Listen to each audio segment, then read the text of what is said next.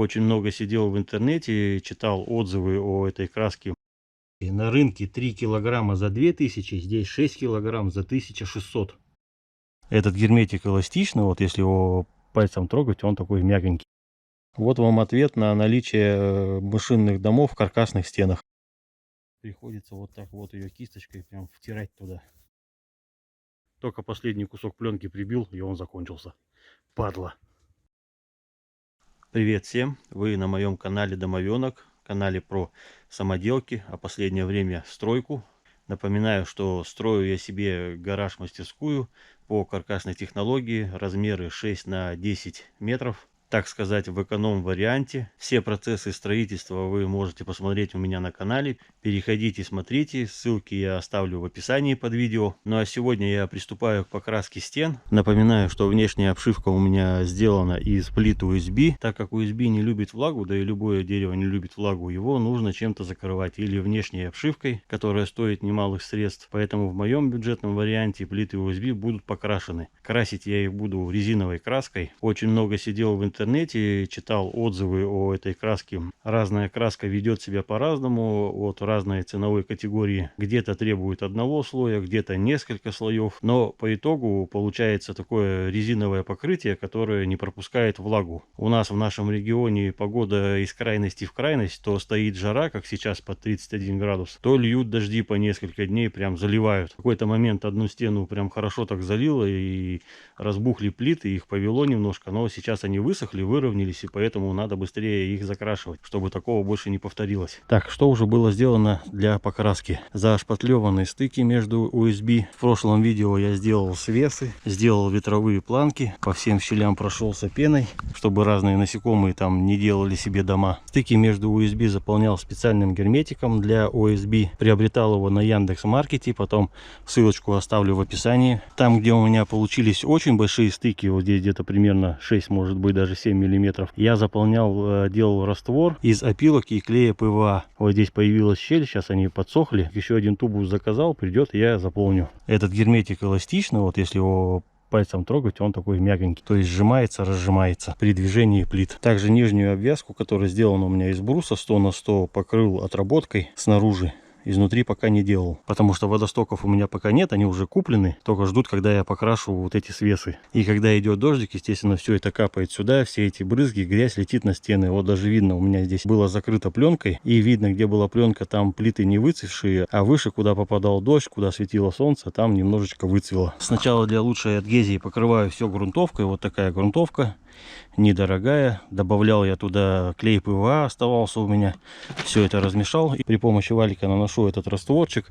Он быстро засыхает, и получается такая пленка. И расход краски уменьшается, и адгезия лучше. Так, еще сразу же я запенил дверную коробку. Посадил стеклопакеты на пену. Вот эту облицовку я буду снимать, выравнивать ее, чтобы потом пену также краской покрыть. Чтобы вода, которая будет сверху попадать, не затекала туда, не впитывалась в пену, не попадала в стены. Сверху над окнами и над дверьми хочу сделать еще козырьки, чтобы максимально защитить от попадания влаги. Вот здесь видно, стеклопакеты устанавливал на небольшие чурбашики, оставляя зазор примерно сантиметр со всех сторон, и потом заливал туда пену. Сейчас все это уже выровнял.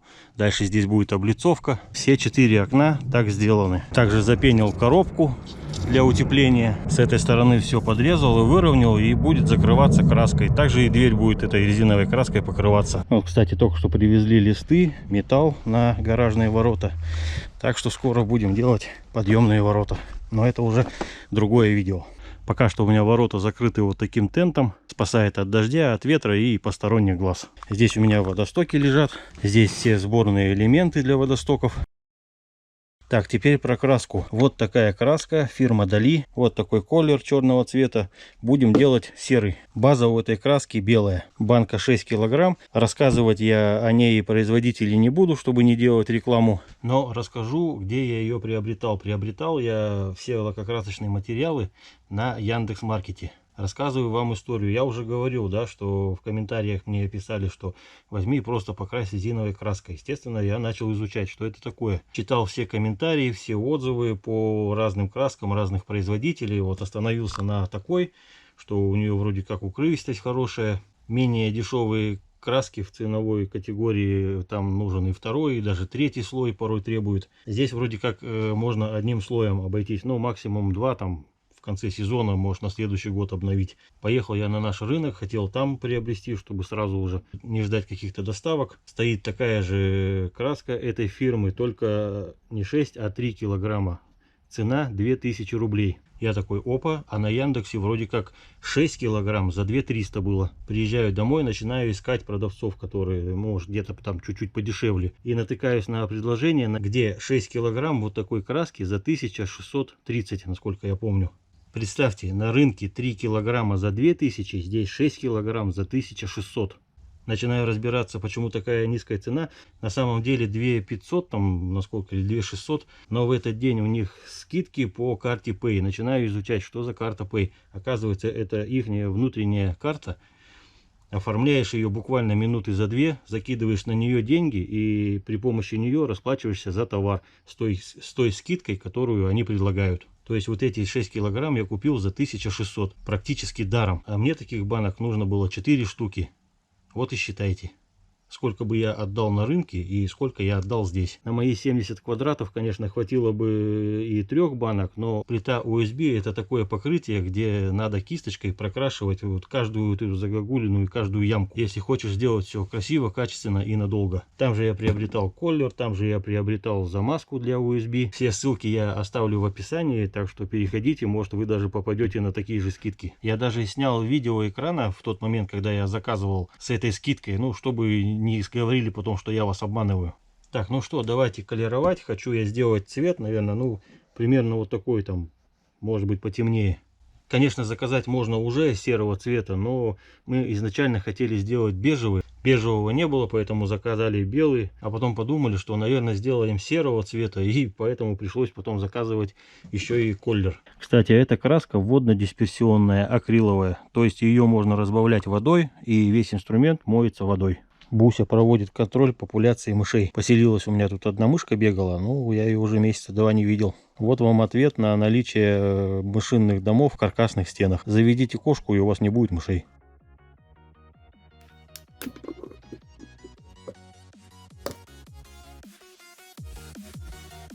Вот такая субстанция, как жидкая сметана. Делал из электрода вот такой смеситель, здесь немножко сплющил, завернул винтом, чтобы он перемешивал лучше. Смешиваю. На самом деле это уже не первая банка, я вот попробовал, уже отколеровал, там начали красить стену. То есть уже знаю, сколько мне по граммам надо колера сейчас добавить вот в эту банку. Буду добавлять 50 грамм на весь этот объем, и получится тот цвет, который мне нужен.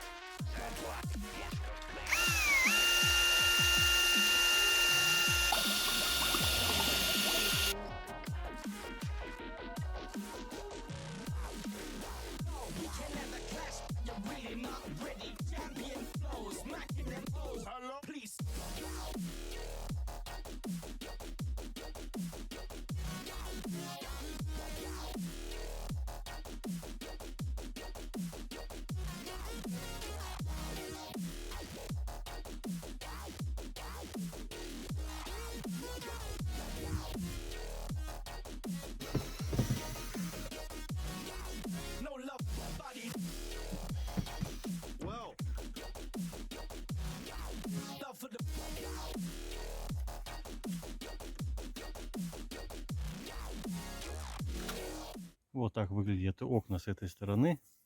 Наклею малярный скотч и буду закрашивать. Также пену буду закрашивать этой краской, чтобы она не впитывала влагу.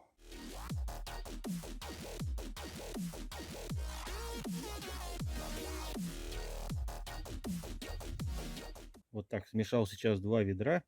С прошлого ведра оставалось у меня немножко, так как на передней части у меня не так много объема, там у меня ворота, в той части у меня осталась краска. Я смешал ее с новой, добавил нужное количество колера и все это размешал для того, чтобы у меня где-то на стене не получились вот эти переходы оттенков. На разных стенах это не будет заметно, а если, например, остатками покрасить настолько, сколько хватит, а потом намешать новое ведро и продолжить красить, после высыхания стопудово будет различие оттенков. Попадание в оттенок — это, наверное, случай 1 на 1 000 000.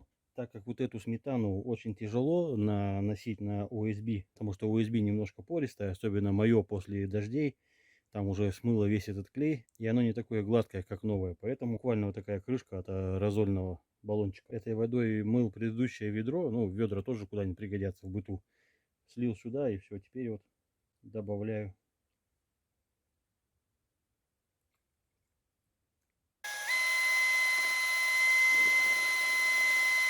Вот такая жидкая сметана. Наносится намного легче, и тем более в нашу жару под 31 градус.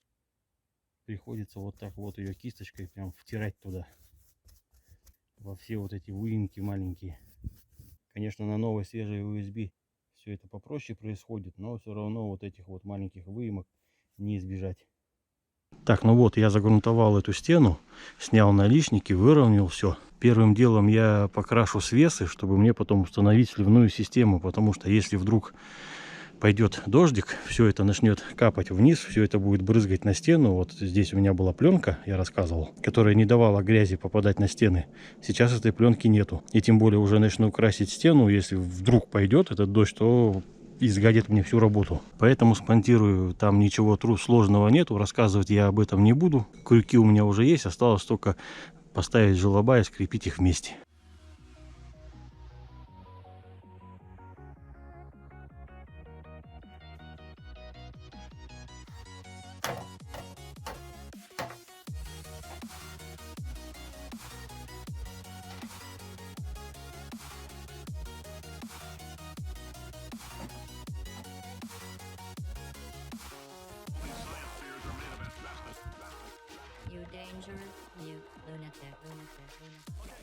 Вот так сразу же закрашиваю свесы снизу.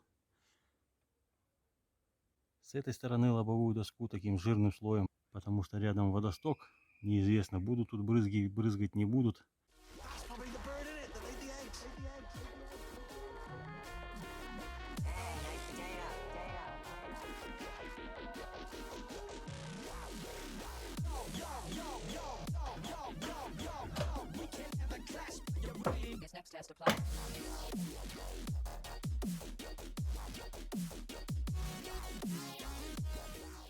Так, ну вот, свесы покрашены, водостоки я прицепил. Здесь у меня будет слив, пока ничего вырезать не стал. Мне вот не хватило буквально, наверное, сантиметров 25-30. В магазине были только 2-метровые, сейчас вот метровый заказал. Когда придет, буду вырезать, закреплять и уже делать сливы. Пока так, по крайней мере, если пойдет дождь, будет сюда все утекать, а не на стену. Все, продолжаем красить.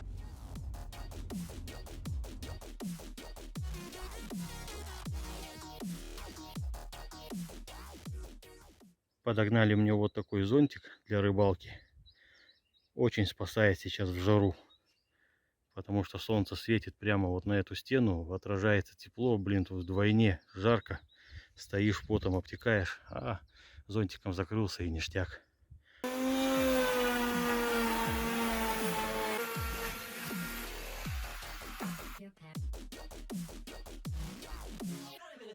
Ну вот у нас пошел дождь. Начались испытания дождем. Хотя четвертую стену заднюю я так и не покрасил. Вот видно, капельки скатываются по стене, они впитываются в нее. Водосточная система работает. Хоть и сделано не до конца.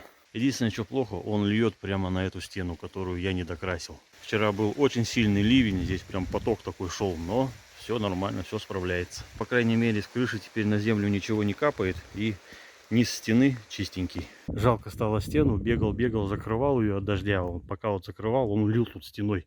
Весь промок. Только последний кусок пленки прибил, и он закончился. Падла. Так, ну что, прошли у нас дожди. Подсохла задняя стенка, я ее покрасил.